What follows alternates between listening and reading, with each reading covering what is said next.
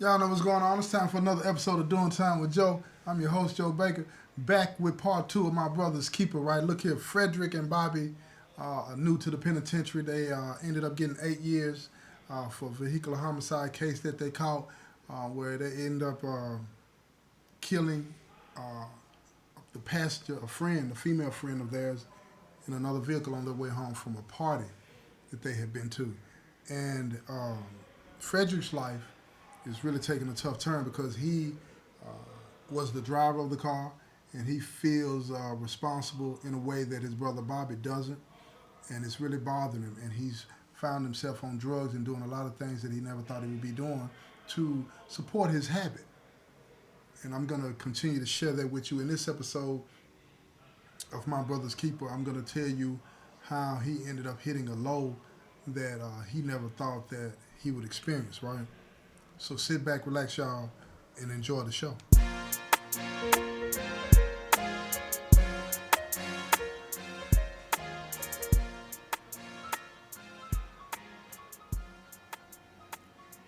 Check it out, y'all. See, Frederick had experimented with some heroin because the cocaine and the weed wasn't getting it for him anymore.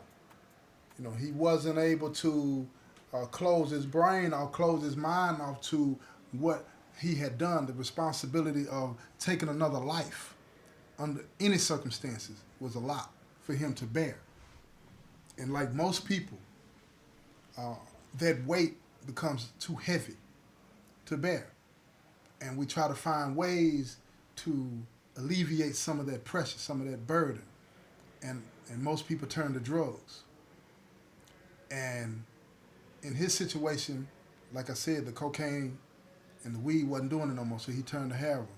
And that heroin sent him on an old, long, dirty, dusty road that he found himself doing things that he never thought that he would do. Remember when I said in the last episode that rumors had gotten out that he was exchanging sex for drugs, you know what I'm saying, to pay his bills, right? Well, in this situation, the guy, the heroin dealer, he was on that. And see, he had heard those rumors too. And he didn't bother to see if it was true. All he knew was that he had heard it. He knows it goes down. And once a person gets on that hair, they might think they won't. They might think they won't do it. But here's the thing. Until you've been on something like that, and I've never been on anything like that, thank God.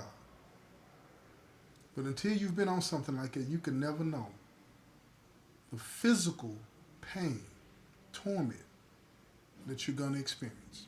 I've heard this from every single person that talks to me about that hair. They tell me, say, Joe, that cocaine is a mental high. That hair, it's a physical high. It will hurt your body physically in all of your joints, every part of your body, your muscles. Everything will hurt until you get that fixed. And you will do whatever it takes to get that monkey off your back. So, when Frederick found himself in a pickle and couldn't pay for the hair, the dude told him. Now, keep in mind now, when this brother was telling me this story years ago, I'm sitting there and I'm watching it. At first, I was taking notes because, like I said, I was considering, you know what I'm saying, putting it in my magazine. But when he started to get deeper and deeper into the story, I just stopped writing. I'm watching because I'm saying in my mind, I know he ain't finna go where I think he finna go. And he said when the guy told him, he said, man, look here, your money ain't good no more. He said, you gonna give it to me for free? He said, ain't nothing for free. He said, well, then how am I going to get what I need to get? I'm willing to pay, but I ain't got no money right now. He said, you can pay, but not with no money. And I ain't waiting. I only calling your mama, calling your daddy, calling whoever. I ain't waiting. I don't need no clothes washed. I don't need none of that. So dude told him, man, get down on his knees. Drop to your knees and you can get whatever you want. So the first time Frederick turned him down and he left. He came right back. He came right back to the cell. And while he was talking to dude, he had his back to him. And he was looking out the door. Out the cell door. And see, at this particular facility that he was at, the cell door's got a small window. Small window.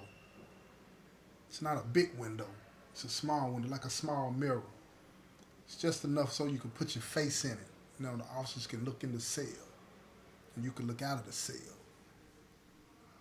So he's standing there, he's looking out the door, and he said he was looking to see who was in the pod. Who was going to notice when he put that violation up. And a violation is just a cover. Put something over to cover the window. He's like, who's going to notice when I put this violation up? Because the rumors are out there. And see, it's well known that this heroin dealer, he's into that. So if Frederick is in the cell and the violation goes up, guess what? The rumors will persist. They'll get stronger and stronger. So he was surveying. He's looking.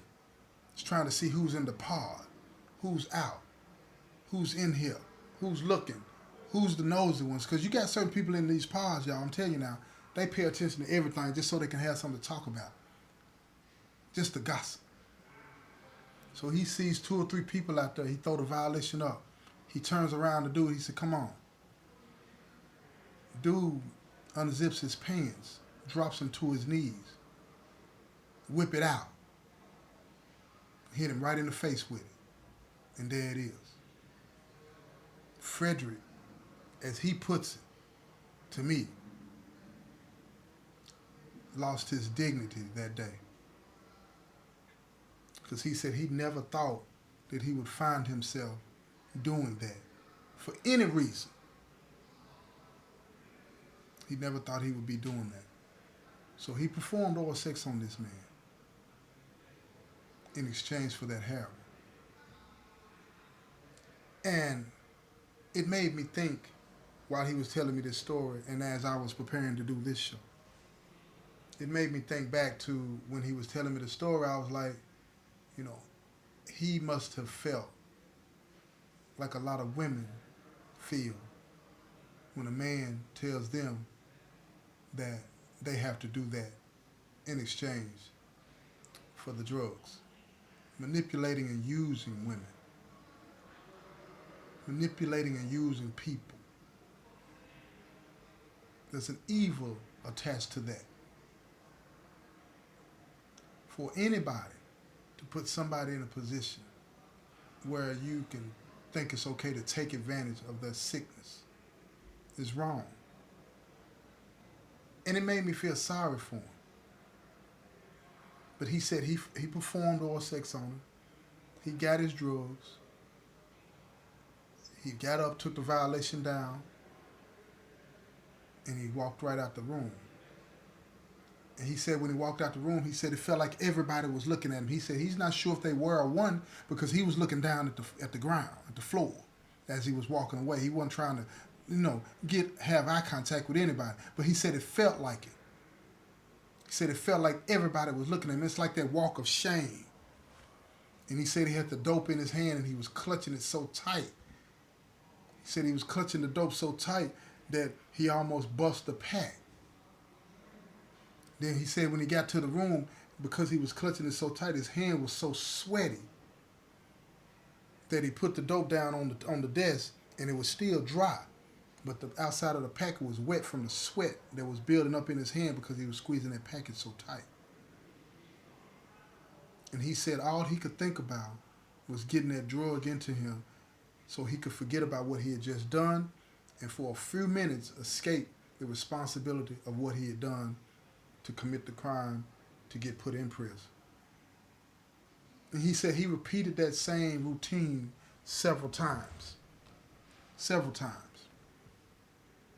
And it wasn't until his roommate, his cellie, now keep in mind at this point, let me think what he said, but it was a few months in that year he had to stay clean. And his habit was getting out of control. So his cellie, being a good friend to him, he got the address to his brother at the other prison because he talked about Bobby. And he wrote Bobby a letter telling Bobby what was going on. And he said that if somebody didn't do something quick, he was going to either OD or he was going to get in so much trouble that he would never be able to get transferred away from here. Because staying clean for a year of write-ups is hard under normal circumstances. And being addicted to drugs is not a normal circumstance, in prison or out. So when Bobby got that letter and he read it, he called home to tell his mother and father that he thought it would be a good idea for them to call the warden. And he told them, he said, look, this might cause some problems for him. They might come get him and lock him up, but that will be the best thing for him. They're going to lock him up, put him in the back, meaning administrative segregation or protective custody, whatever the case may be, because if his parents call, they got to do something. They're not going to ignore. The warden is not going to ignore whatever's going on when a parent is calling, concerned about their child. No matter how old that person is, a loved one calls, they're going to do something. That's just that on that. So they decided as a family to do it. And Bobby told him, he said he's probably going to be mad because they're going to come to the compound and they're going to get him, and everybody's probably going to call him a snitch, a rat, a coward, or whatever the case may be. And that's how it is in here, y'all. This man is addicted to drugs. And because his family cares about him and wants to get him some help, and they have to do it the way that they have to do it, go to the extremes. Because when you have to call the warden about something going on here, you're going to the extreme. And he would be ostracized for that. Now, he doesn't know that this is about to happen. So when it does happen, everything that Bobby told his parents that would possibly happen did happen. And he knew that because Frederick Selly wrote him and told him. It was hard. And he refused to go. They had to drag him out. And they took him in the back, and he detoxed. And detoxing it's not a pretty picture, y'all. Let me describe it to you. Like I said, I've never been on, but I know a lot of people that have. Detoxing, for some people, it goes like this. First, the aches and pains come. Right? And then, because it's an opioid, you can't go to the restroom. Number 2, y'all. I'm talking about number 2. Now your nose is running, you're hurting, you can't sleep, you're sweating, you're up and you're down. And all of this pain is hitting you at one time. And every muscle, every joint in your body is throbbing as if somebody's poking a hot poker right in the crevices of it, of every joint. Imagine that. You want to know how it feels? This is what a guy told me one time. He said, take your hand, put it in a desk drawer and slam the drawer on your hand. He said, that's what it feels like over and over and over. Then your back hurts. You can't eat. You feel like you need to go to the restroom, but ain't nothing coming out. You can't go. It hurts. You don't know what to do. So he's in the back under administrative segregation. The warden had him locked up. The nurses are coming to see him. And he's detoxing. He goes like this for about 7 days, throwing up, vomiting. Throwing up and vomiting. His body is getting clean. And the process of getting clean from heroin is painful. It's painful. They didn't give him, back then, they didn't have Suboxone. They had methadone, but they didn't give him any of that. This is you cold turkey. straight pain. He sat back there and he went through it. And after about 2 or 3 weeks, he was starting to get his bearings back. So he wrote his brother. And now keep in mind, he don't know what happened. All he knows is that his loved ones called concerned about him. They locked him up. He don't know that his mother and father and Bobby had talked about this.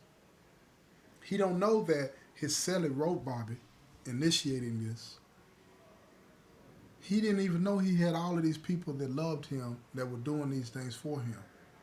So when he wrote Bobby to tell him that he was under administrative segregation and he was clean, he had no idea that Bobby had initiated this process. So when Bobby wrote him back, he told him, your cellie wrote me, I called mom and pops, and we decided as a family that this is what needed to be done. He said, you can hate me now. He said, but you'll love me later. And that's just that on that. I did not want to see you die.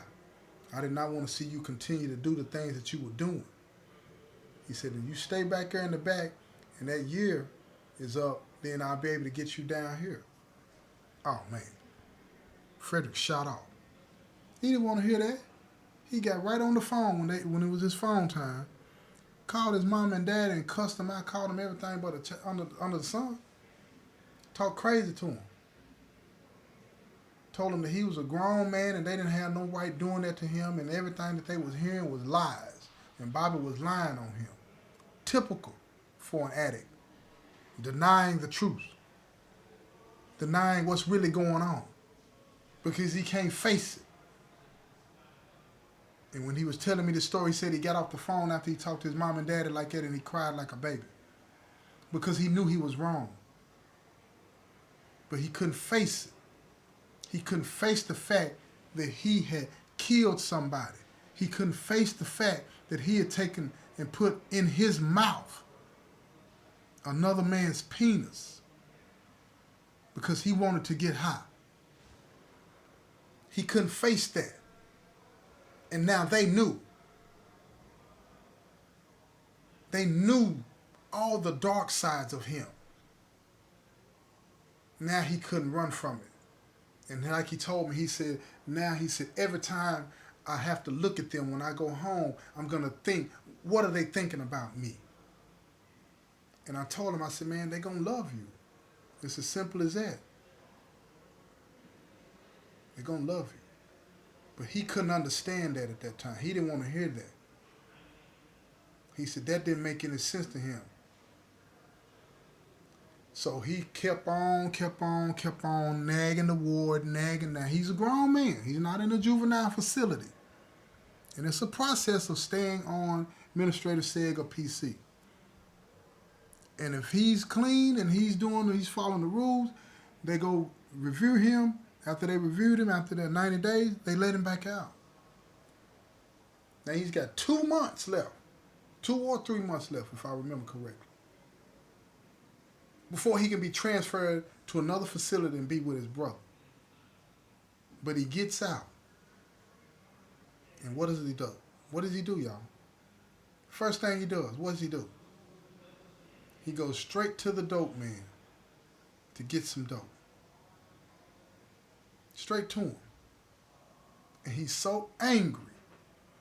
He's so angry at himself. But he's blaming his mama, his dad, and his brother. He's so angry. He convinces this dude to give him some more dope, agreeing to perform oral sex on him again, but let him go ahead and get the dope in him first. And the dude did. He let him get high right there in the cell. And he smoked that dope in that cell. He shot that dope in that cell. But guess what, y'all? You know what happened. He's been out back in the back for months. He's clean. System couldn't take it. Overdose. Passes out.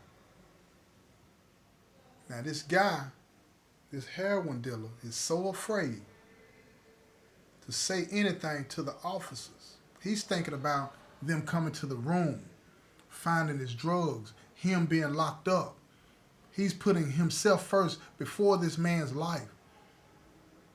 So what does he do? He does what most people in the penitentiary do. He go call a couple of his old head buddies. They go get some ice. They run to the room. They strip dude down buck naked, and they put ice under his nuts, under his armpits, around his neck, and they bring him back. Yeah, that's old school right there, y'all. Put him in ice, bring him back. And it worked. It worked. Brought him back. It was a gamble because he could have died, but it brought him back. Any of y'all out there that know anything about the heroin game, you know what I'm talking about with that ice. Put ice all around him under his pits, bring his temperature down. I don't understand it. I'm not a doctor, but it brought him back. He's back. And after he comes back, guess what dude do? You owe me. You owe me. And he paid his bill before he left. But when he got back to the cell, him and his cellie, they get to fighting because his cellie said, I can't do this no more. His cellie don't want to be around when this man kills himself. And he tells him, you got to go. You got to get out of here. You can't be my cellie no more. So he breaks down, starts crying, and he begs him for another chance. He said, just help me get through these last few months so I can get with my brother. And I promise you, I won't shoot no more dope. Please help me. And he told him, he said, I'm going to help you this last time, man. But he said, you gotta want it, man.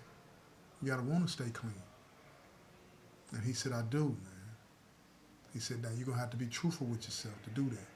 You got to face the truth. You got to face your demons. That's where I'm going to end this, y'all. That's where I'm going to end it. This has been another episode of Doing Time with Joe. Look here. Check out this next episode, right? Check out this next episode. It's going to be a good one. It's going to be a good one. It's been another episode of Doing Time with Joe. I'm your host, Joe Baker. And I say peace, y'all.